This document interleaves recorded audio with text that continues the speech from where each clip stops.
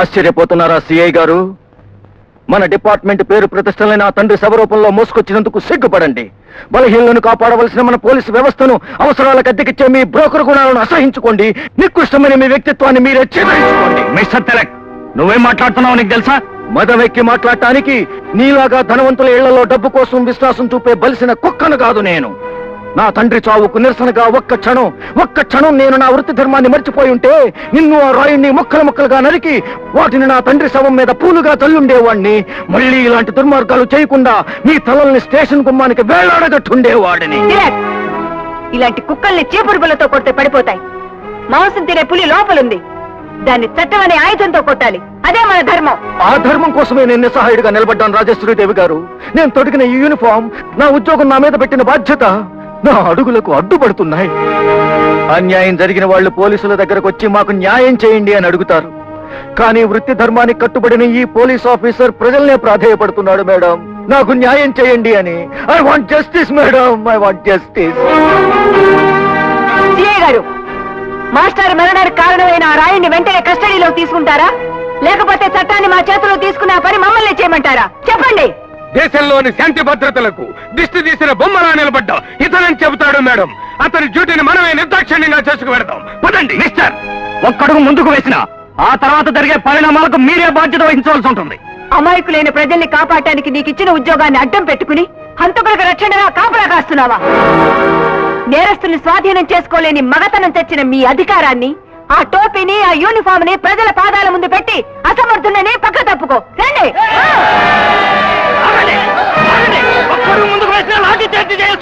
మీ బెదిరింపులకు లొంగిపోవటానికి మానవ ప్రవహిస్తున్నది బుద్ధుడే హింసా సిద్ధాంతం కాదు. హింసకు ప్రతి హింసే ప్రతీకారం అని చెప్పిన భగత్ సింగ్ సిద్ధాంతం.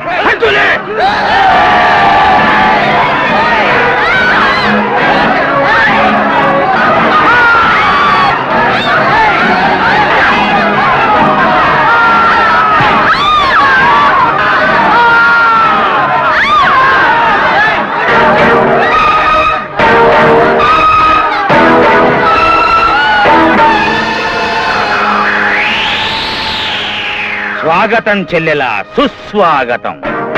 నువ్వు స్వాగతాలతో, ఆడపడుచు లాంఛనాలతో ఎదురొస్తావన్న ఆశతో రాలేదురా. మాస్టారి రక్తాన్ని ఎర్ర నీళ్లుగా మార్చి నీ అంతస్తుకు దిష్టి తీసిన నీ దుర్మార్గాన్ని బట్టబయలు చేస్తానని హెచ్చరించటానికొచ్చాను. నీ దుష్ట శిక్షణకు నా జోహార్. చిన్నప్పుడు బళ్ళో పిల్లాడి తల పగలగొట్టానని మాస్టార్తో చెప్పి నన్ను కొట్టించావు. ఇప్పుడు మాస్టార్నే చంపారని నాకు శిక్ష వేయించాలని చూస్తే దొరికే అంత పసివాణ్ణి కాదు. 100 గొడ్లని ఒక్క గుటక్కే మింగేయగల రాబందుని. ఆ ప్రజలు నీ రెక్కలు నరికి వాటి మీద కత్తులతో సంతకాలు చేసే రోజు వచ్చే వరకు నిన్ను వెంటాడుతూనే ఉంటాను. అనాదిగా నువ్వు నా మీద సవాల్ విసరటం, దాన్ని నేను చిరునవ్వుతో స్వీకరించడం పరిపాటే. అన్నా చెల్లెళ్ల మధ్య జరుగుతున్న ఈ కురుక్షేత్రంలో అంతిమ విజయం నాదే. నో డాడీ, ఈసారి అత్తయ్యే గెలుస్తుంది. అశోక్, అవును, ఇన్నాళ్ళు తను ఒంటరిగానే నీతో పోరాడింది. కానీ ఇప్పుడు ఆమె పోరాటంలో భాగం పంచుకోవడానికి మేనల్లుడు కూడా తోడే వెళ్తున్నాడు.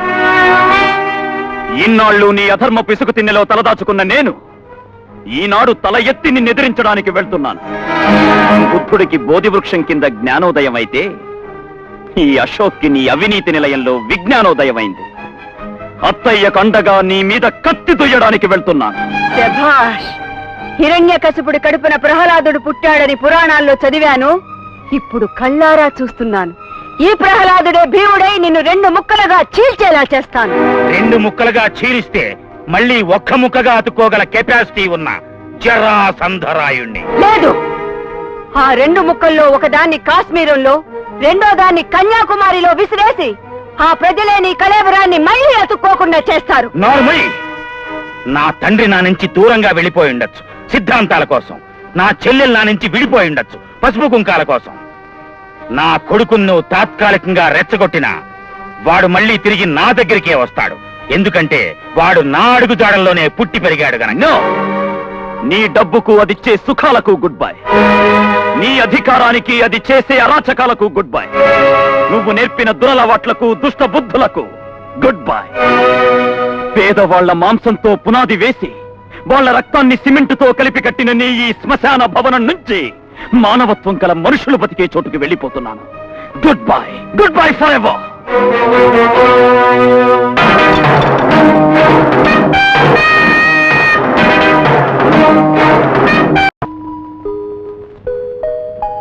తాతయ్య, గుడ్ మార్నింగ్. గుడ్ మార్నింగ్ రా మనోడా. ఏమిటి చదువుతున్నావు? నా నెత్తురు వృధా కాదు, భగత్ సింగ్ రచన. మనోడా, నేను ఇలా చూస్తుంటే నాకెంత సంతోషంగా ఉందో చెప్పలేనురా. Hello, good morning.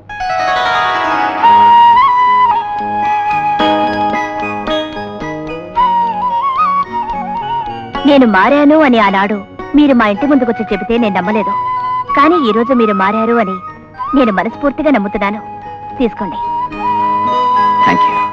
బాధపడకమ్మా, పెద్దవానికి ఏం కాదు. అలాగే అమ్మవాడు అయ్యవాడు పెద్ద తిమింగళంత న్యాయాన్ని దా మింగేసి ఇంటికి వచ్చి పోడిస్తాడా? అన్నో, ఓ జరాసంధరాయుడన్నా! అమ్మో, అదేంటి అంత పెద్ద పెట్టి నేడుస్తున్నావు? మా పెద్దనాన్న గురి శిక్ష చేస్తారా ఏంటి? జల్దీ, మీ పెద్దనాన్న నాకు పెద్ద శిక్షేసిండు. అయ్యో, ఇదేంటి? ఎవరు కొట్టారు నిన్నట? పబ్లిక్ కొట్టిండ్రు. ఎందుకు కొట్టారు? తెలంగాణకి సముద్రం లేకుండా సర్కారు వాళ్ళు అన్యాయం చేసిండ్రు అని యాజిటేషన్ బిడ్డ అని మీ పెదనాన్న సలహా చెప్పిండు. సముద్రమే లేకపోతే ఓడరేవు ఎక్కడి నుంచి వస్తుందిరా బెదవా అని పబ్లిక్ తన్నిండ్రు. గంతేనా? అవునమ్మా, ఈ సంగతి నీకెట్లా తెలిసింది? ఇలాంటి ముదనష్టపు ప్లాన్లు వేసే కదా ఆయన కోర్టు పాలయ్యారు. ఏ శిక్ష పడుతుందో ఏమో. జరాసంధరాయుడు గారు, ఈ నేరం చేశానని మీరు ఒప్పుకుంటున్నారా?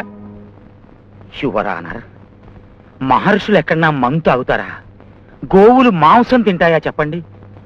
గాంధీ గారిని తలుచుకుందే గుక్కెడి మంచినీళ్ళైనా ముట్టని నేను మర్డర్ చేస్తానా? అది మాస్టర్ని. ఖజానా ఖాళీ అయి జీతాలు ఇవ్వలేకపోయాను.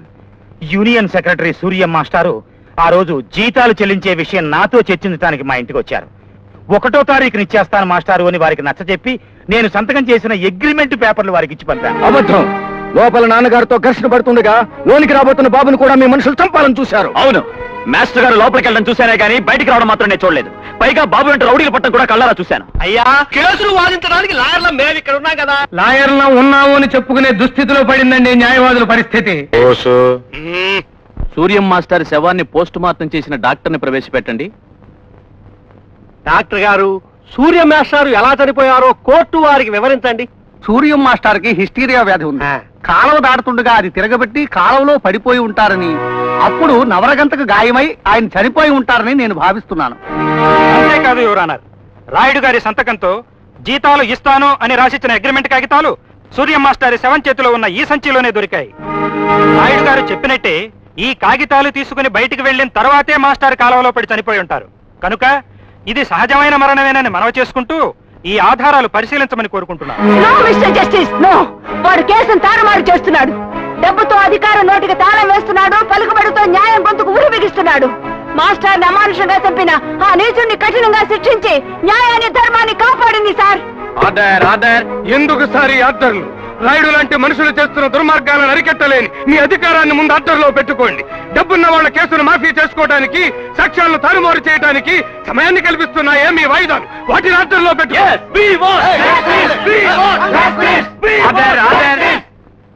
మిస్టర్, మీరు ఎక్కువగా మాట్లాడితే కంటెంప్ట్ ఆఫ్ ది కోర్టు కింద అరెస్ట్ చేయాల్సి ఉంటుంది.